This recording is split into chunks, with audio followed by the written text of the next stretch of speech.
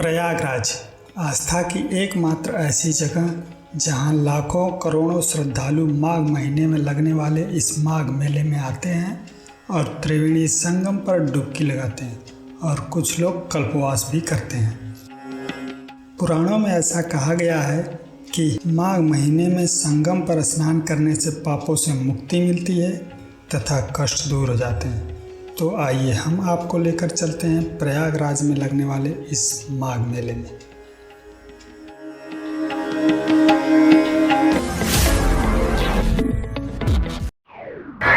Hello guys, तो कैसे हैं आप लोग। आज हम आ चुके हैं प्रयागराज माघ मेला में। तो आइए आज आप लोगों को प्रयागराज माघ मेला घुमाते हैं और इसकी जानकारी देते हैं।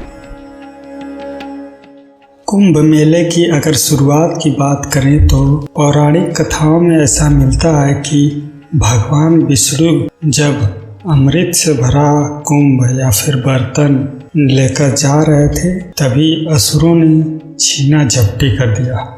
उसी छीना झपटी के कारण अमृत की 4 बूंदें गिरी और ये बूंदें प्रयाग, हरिद्वार, नासिक और उज्जैन में जाकर गिरी। इसलिए इन्हें तीर्थ स्थान कहा गया। तीर्थ स्थान उस जगह को कहते हैं जहाँ पर कोई भक्त इस नश्वर संसार से मोक्ष की प्राप्ति करता है। अमृत की बूंदें इन 4 जगहों पर गिरने के कारण इन जगहों पर 3-3 साल के अंतराल पर बारी बारी से कुंभ मेले का आयोजन किया जाता है। आप जो ये पाल्टन पुल देख रहे हैं, इस तरह का पीपा पुल जिसको बोलते हैं, इस तरह का 5 पाल्टन पुल बनाया गया है गंगा नदी पर। प्रयागराज में 3 नदियों का संगम है, गंगा, यमुना और पौराणिक सरस्वती। यहाँ हर साल लगने वाले मेले को माघ मेला कहते हैं तथा हर 6 साल पर लगने वाले मेले को अर्ध कुंभ कहते हैं और हर 12 साल पर लगने वाले मेले को महाकुंभ कहा जाता है।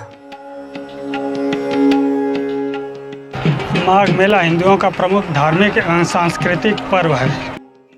प्रयागराज गंगा, यमुना तथा गुप्त सरस्वती नदियों के संगम पर स्थित है। 3 नदियों के मिलने के कारण ही इसे त्रिवेणी संगम कहा जाता है और इस समय त्रिवेणी संगम पर चल रहा है माघ मेला 2023। यहाँ प्रयाग में सृष्टिकर्ता ब्रह्मा ने सृष्टि कार्य पूरा करने के बाद प्रथम यज्ञ किया था। इसी प्रथम यज्ञ के प्रथम से लिया गया प्र और याग यानी कि यज्ञ, इसी प्रथम यज्ञ से मिलकर बना है प्रयाग। प्रयाग को तीर्थों का राजा भी कहा जाता है, इसीलिए इसका नाम वर्तमान में प्रयागराज है।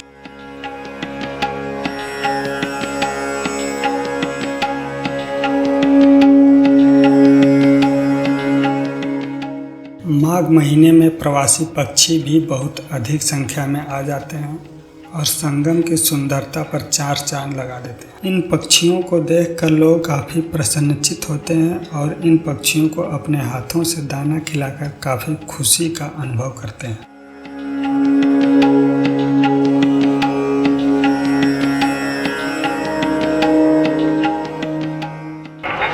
माघ मेले का आयोजन 14 या 15 जनवरी को स्टार्ट होता है और माघ महीने में आयोजित किया जाता है, इसलिए इसे माघ मेला कहते हैं। जो साधु सालों सालों तक कहीं भी नज़र नहीं आते हैं वो भी इन दिनों में संगम तट पर स्नान करने के लिए आते हैं। हम बात कर रहे हैं नागा साधुओं की। जी हाँ, बता दें कि नागा साधु काफ़ी रहस्यों से भरे होते हैं। वो ज़्यादा किसी से घुलते मिलते नहीं हैं। पूरे साल नग्न अवस्था में हिमालय पर वास करते हैं, लेकिन जब माघ मेला लगता है तो वो नागा साधु भी यहाँ पर आ जाते हैं।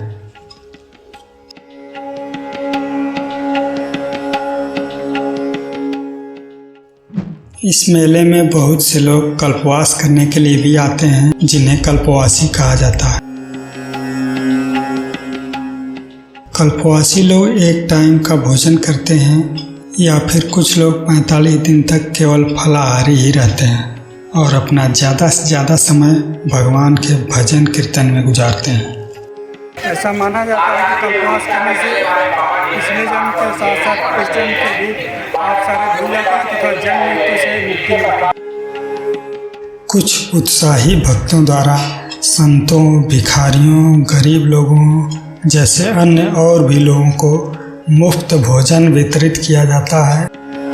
गरीब और ज़रूरतमंद लोगों को तिल और अनाज दान करने की रस्म भी होती है। मौनी अमावस्या के दिन तो लगभग स्टेशन से संगम की ओर जाने वाले रास्ते में जगह जगह पर भंडारे का भी आयोजन किया जाता है।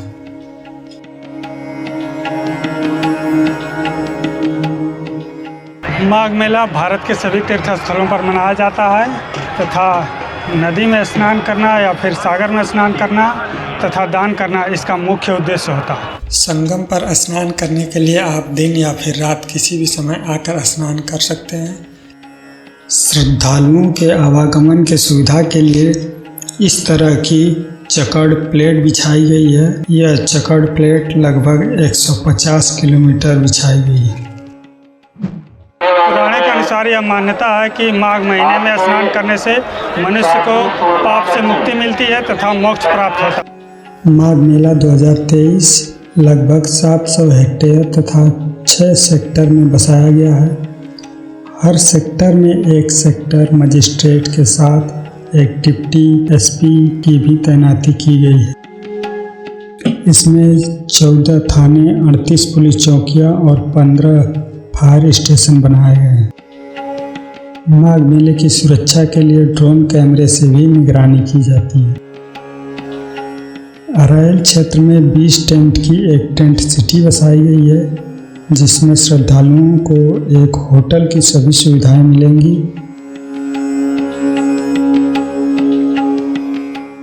यह सतुआ बाबा का शिविर है। इसी तरह के और भी बहुत सारे शिविर बने हुए हैं मेले में।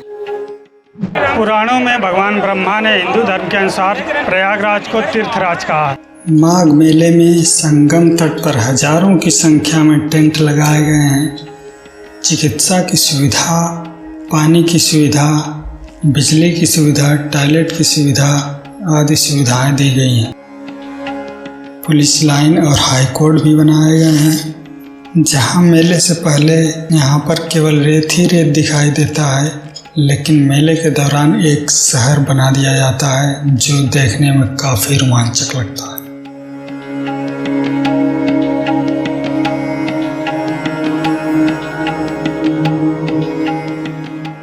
माघ मेला में यहाँ हजारों की संख्या में टेंट लगाए गए हैं तथा बिजली, पानी, टॉयलेट, चिकित्सा आदि की सुविधा दी गई है। यहाँ तक कि पुलिस लाइन भी बनाई गई है। 1 महीने के लिए यहाँ पर हाई कोर्ट बनाया जाता है। श्रद्धालुओं की सुरक्षा के लिए इस मेले में लगभग 13 थाने और 38 पुलिस चौकियां बनाई गई हैं। कोरोना से सावधानी बरतने के लिए प्रत्येक प्रवेश द्वार पर हेल्प डेस्क बनाए गए हैं। मेले में 20-20 बिस्तर के 2 अस्पताल भी बनाए गए हैं। स्वच्छता के लिए बड़ी संख्या में सफाई कर्मी भी लगाए गए हैं। यहाँ संगम पर श्रद्धालुओं के स्नान करने के लिए लगभग 14 घाट बनाए गए हैं जहाँ पर वो स्नान कर सकते हैं। श्रद्धालुओं की सुविधा के लिए प्रयागराज शहर में जगह जगह पर यात्रियों को रुकने की भी व्यवस्था की गई है। प्रयागराज जंक्शन पर करीब 10,000 यात्री रुक सकते हैं।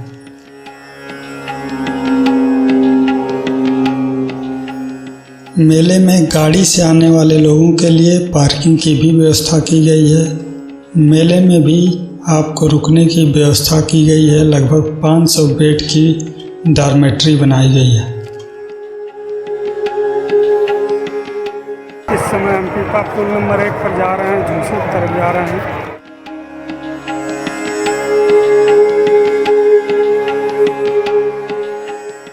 मेरे पीछे आप देख सकते हैं यहाँ पर महिलाओं को वस्त्र बदलने की व्यवस्था की गई है। मेले में इस तरह के बहुत सारे मंदिर बनाए गए हैं ताकि श्रद्धालु पूजा पाठ कर सकें।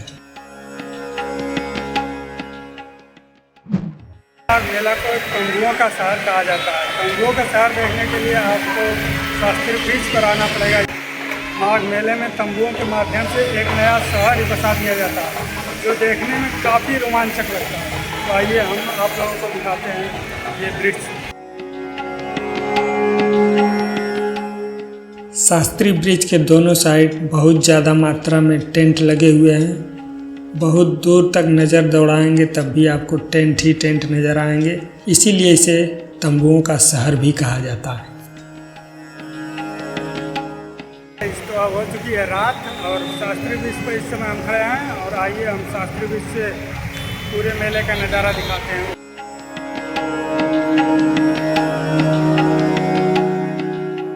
रात में यह नज़ारा देखने में और भी ज़्यादा खूबसूरत लगता है। स्ट्रीट लाइट ऐसा लगता है जैसे तारे टिमटिमा रहे हैं।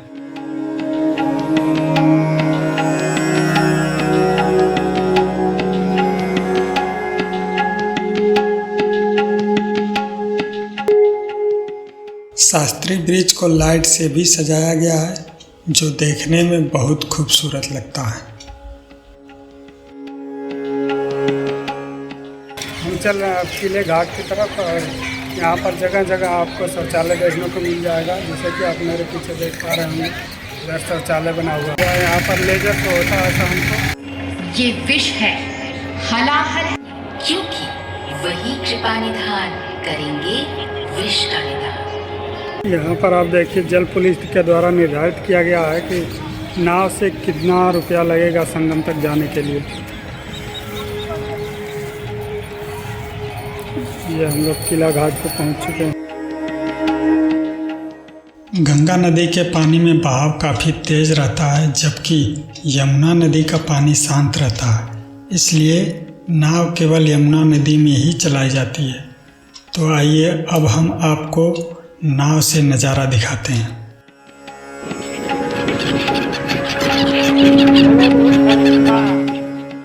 यहाँ पर आपको बहुत सारे प्रवासी पक्षी देखने को मिल जाएंगे, जो कि संगम की शोभा और भी ज़्यादा बढ़ा देते हैं। लोग इन साइबेरियन पक्षी को दाना भी खिलाते हैं और इनकी खूबसूरती के साथ साथ खुद को भी कैमरे में कैद करते हैं।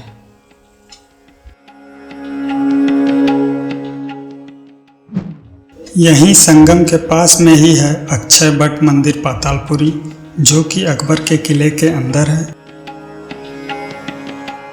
यह है अकबर का किला।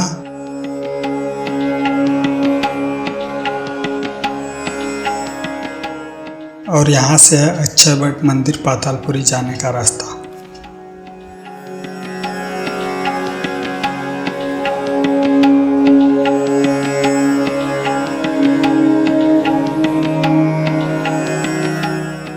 यहाँ पर आपको यह अक्षय वट देखने को मिल जाएगा, जो कि सतयुग, त्रेता युग, द्वापर युग और कलयुग सभी युगों में यह अक्षय वट विद्यमान रहा है। अक्षय का अर्थ होता है जिसका क्षय न हो, अर्थात यह ऐसा वृक्ष है जिसका कभी क्षय नहीं होता। ऐसा कहा जाता है कि पुराने समय में अक्षय वट के पास ही कामकूप नाम का एक तालाब हुआ करता था और लोग मोक्ष प्राप्त करने के लिए इस अक्षय वट पर चढ़कर कामकूप में कूद जाते थे, जिससे उनकी मृत्यु हो जाती थी। जब चीनी यात्री वेनसांग यहाँ आया था, तब कामकूप तालाब में इंसानी कंकाल देखकर दुखी हो गया था। उसके बाद अकबर ने यहाँ पर किला बनवाया। जब अकबर को इस बात का पता चला तो उसने तालाब को बंद करवा दिया था, ताकि लोगों की जान बच सके।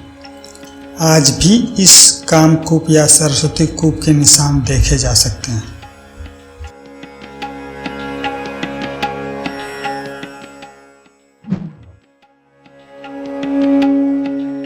यहीं पर आपको पातालपुरी मंदिर देखने को मिल जाएगा। यह है पातालपुरी मंदिर, जो कि जमीन के नीचे है और इसमें लगभग 44 देवी देवताओं की मूर्तियां स्थापित की गई है। इसी के अंदर आपको रेड कलर से चिन्हित किया गया कामकूप या सरस्वती कूप देखने को मिल जाएगा।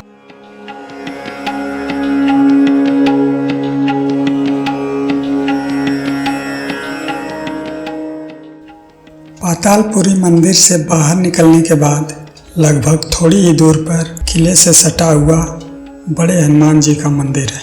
इन्हें बड़े हनुमान जी लेटे हनुमान जी या फिर किले वाले हनुमान जी के नाम से भी जाना जाता है। यहाँ हनुमान जी की मूर्ति जमीन से नीचे है और मूर्ति लेटी हुई अवस्था में है। हनुमान जी की यह मूर्ति 20 फीट लंबी है तथा लगभग 8 फीट जमीन के अंदर है। ऐसा माना जाता है कि संगम स्नान का पूरा पुण्य हनुमान जी के इस दर्शन के बाद ही पूरा होता है।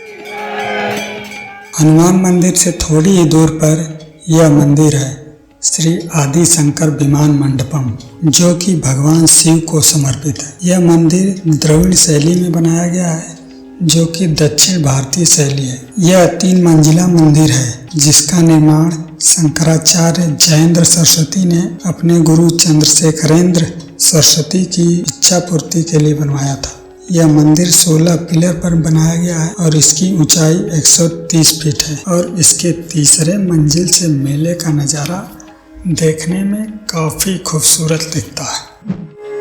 संगम पर पहुंचने के लिए आपको हवाई मार्ग, रेल मार्ग और सड़क मार्ग तीनों की सुविधा मिल जाएगी। हवाई मार्ग से आने के लिए आपको प्रयागराज एयरपोर्ट से आना होगा, जो कि संगम से लगभग 20 किलोमीटर की दूरी पर है। अगर आप रेल मार्ग से आ रहे हैं तो आपको प्रयागराज का मेन स्टेशन प्रयागराज जंक्शन पे आ सकते हैं, जो कि संगम से लगभग 8 किलोमीटर की दूरी पर है।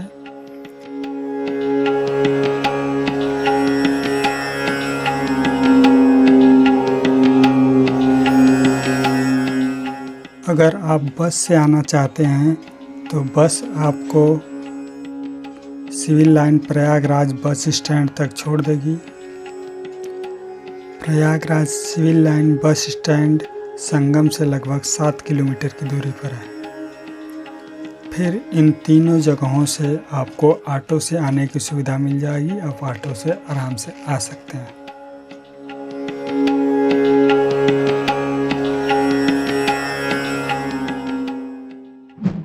अब हम लोग मेले क्षेत्र में जा रहे हैं, जहाँ पर बहुत सारे झूले लगे हुए हैं। झूले का आनंद ले सकते हैं।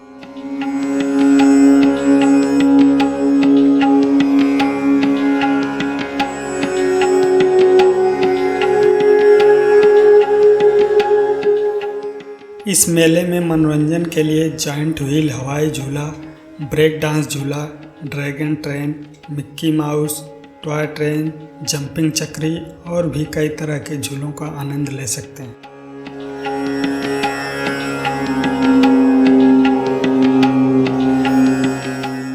जो प्रदर्शनी क्षेत्र, झूला क्षेत्र, मार्केटिंग क्षेत्र है, वह लगभग 8:30 से 9 के बीच बंद हो जाता है।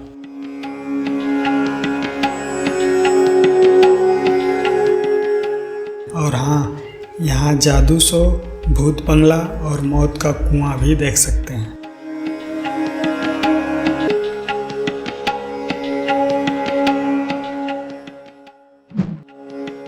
मेले क्षेत्र में रेलवे का प्रदर्शनी भी लगा हुआ है। यहाँ से समय सारणी देख सकते हैं और यहाँ पर टिकट काउंटर भी बनाए गए हैं, जहाँ से आप अनारक्षित और आरक्षित टिकट भी ले सकते हैं। इसके अंदर चलते हैं तो यहाँ पर ट्रेन के संचालन के सिस्टम के बारे में मॉडल के माध्यम से जानकारी दी जाती है और यहाँ अलग अलग प्रकार के कोच के मॉडल भी बनाए गए हैं।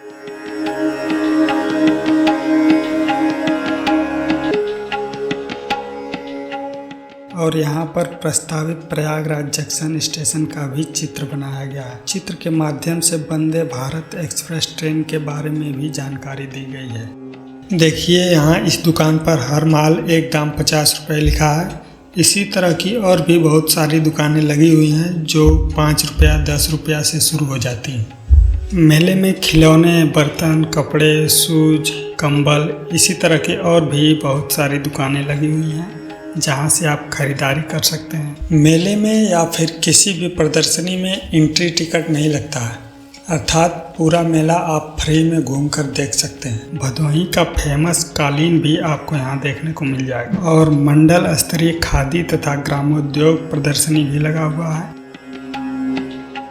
ये है डबल इंजन सरकार की तरफ से लगाई गई प्रदर्शनी। इसके अंदर चित्र के माध्यम से सरकार द्वारा चलाई गई योजनाओं के बारे में जानकारी दी गई है।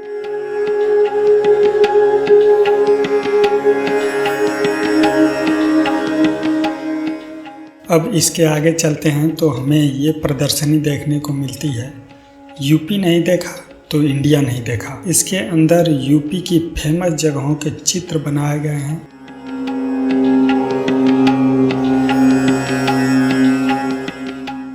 अब अगले प्रदर्शनी में चलते हैं। ये है अयोध्या। इसके अंदर अयोध्या के कुछ फेमस मंदिर के मॉडल और चित्र बनाए गए हैं। इसमें राम मंदिर का भी मॉडल रखा गया है, जिसको आप खरीद भी सकते हैं।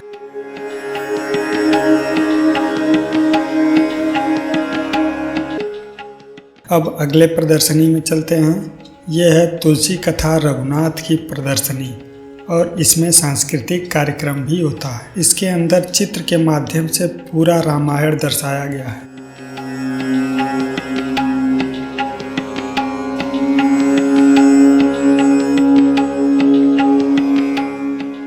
और ये है नगर निगम प्रयागराज की तरफ से लगाया गया प्रदर्शनी वेस्ट म्यूजियम।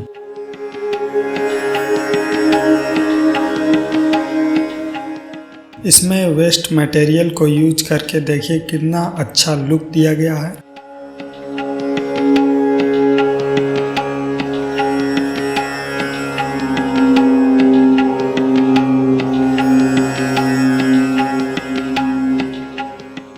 इसके अंदर पर्यावरण को स्वच्छ और शुद्ध रखने की जानकारी दी गई है।